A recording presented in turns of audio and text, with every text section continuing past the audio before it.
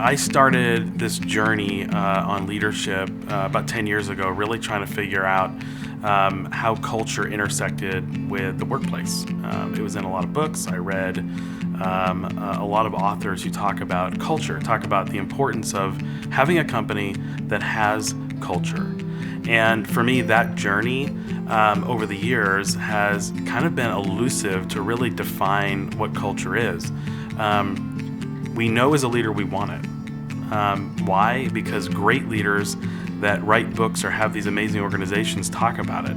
But as a leader myself, trying to understand what culture is and more importantly, how to leverage it in my organization, very difficult to understand.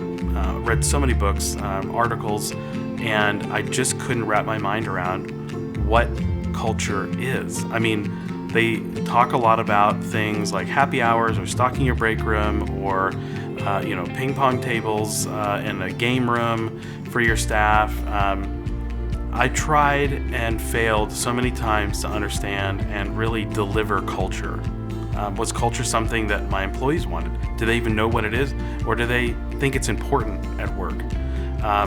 So in that process of really trying to figure out what culture is or it isn't, I knew I had to really kind of take a chance and define for me and my organization what culture is. How do I define, what is the essence of it? And how do I then communicate that to my employees? So for me, I wanted to come up with an objective way to define culture. So for me, culture, the definition is literally the sum of all the folks in my company and their worldviews. So, well, what is a worldview? That's another kind of maybe a phrase that we talk about all the time. Well, a worldview for me is really made up of 5 traits. And it really talks about who a person is. It's their hopes, their experiences, their traditions, their preferences. Most importantly, it's their beliefs. When you wrap up those 5 traits into a worldview, you understand why somebody would come up to a meeting or be assigned a project and have a response or a reaction that they do. You really get to understand who they are.